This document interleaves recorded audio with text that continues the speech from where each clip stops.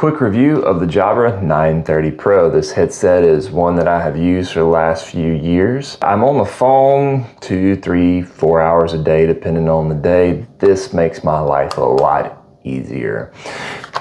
Comes off the dock. Now the dock is also the charging station and receiver, so you have to have this. It connects to your computer through a USB and also plugs into the wall for power. The headset connects to the dock wirelessly.